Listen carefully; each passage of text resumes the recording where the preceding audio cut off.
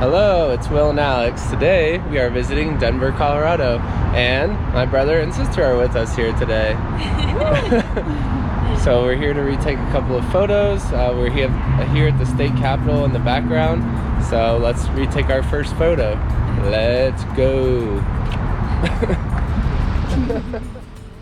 Our first photo to retake in Denver is this one, which reads, "View from Civic Center shows how near Denver, the mile-high city, is to the Rockies. City and county building above faces the state capitol across the center."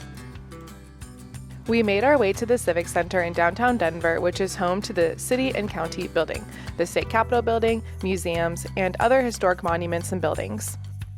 Where we were in the Civic Center Park is also the location of festivals, parades, and protests throughout the year. Can you see the mountains? I wouldn't say that I could see a mountain. Maybe like in the far distance. But it's like too bright. Yeah. Picture's not gonna look the same. We retook our photo from the front steps of the State Capitol building, but the photo was definitely taken from the dome. This view can be reached during a guided tour, which are free and happen 3 times a day during the week. I'll leave a link to more info below.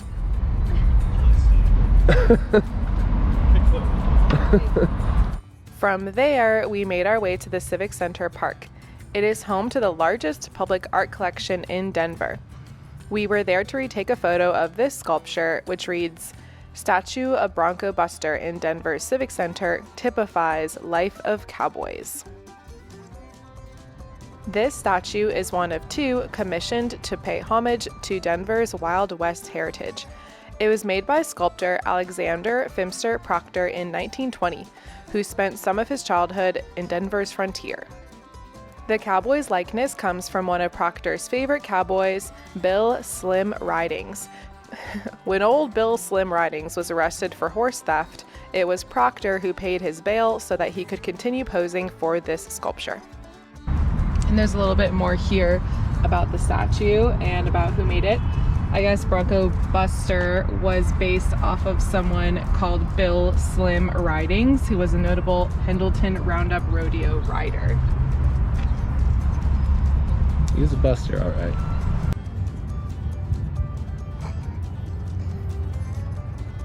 Wow, the sun in the background. So artsy.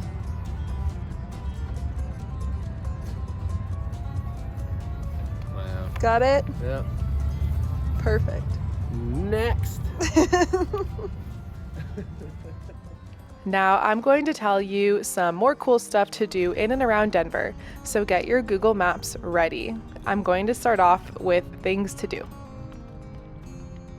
We went to Meow Wolf during one of their Adultiverse Beer Festival events.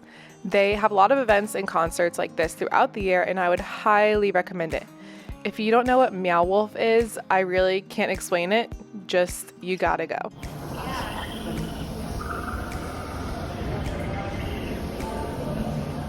We also visited the Denver Botanic Gardens, and in October they were still looking really pretty. It was voted one of the top 5 best botanical gardens in the country and costs $15 per adult to enter, although there are other discounted tickets listed on their website. If you are feeling artsy, I can also recommend the Denver Art Museum.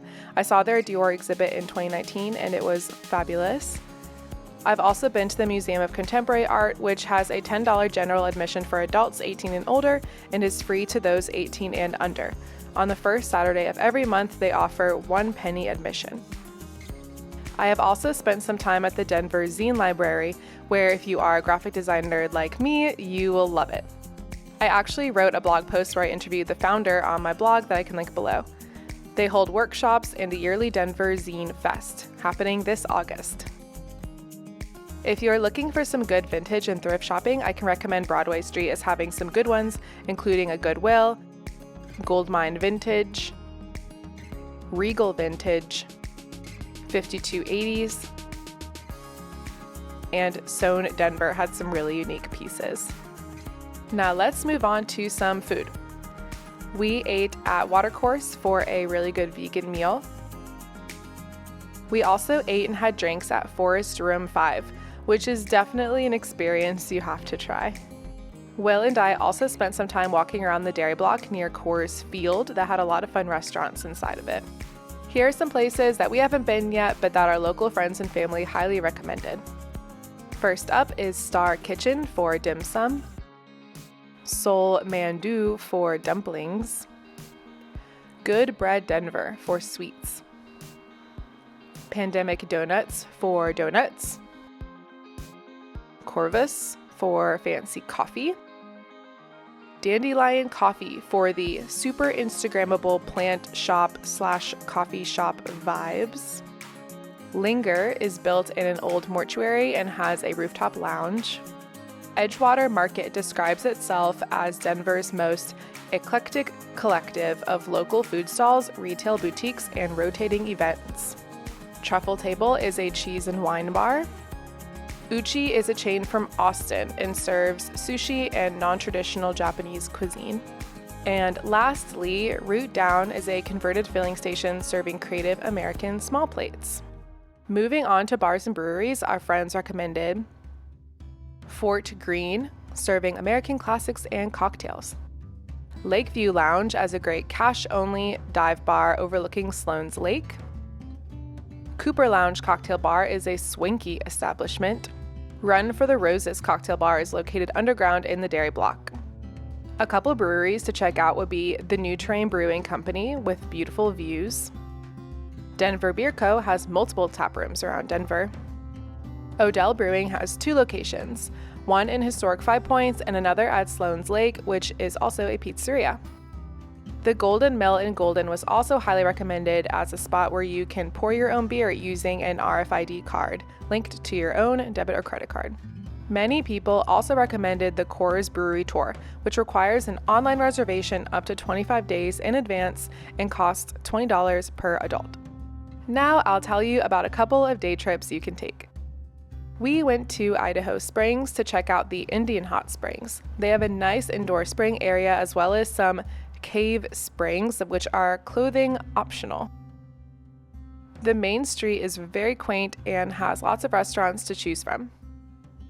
Other day trips my friends recommended were Arvada as a spot for cute shopping, bars, and restaurants, Mount Princeton Hot Springs with detours to Salida, Leadville, or Breckenridge, the Garden of the Gods in Colorado Springs.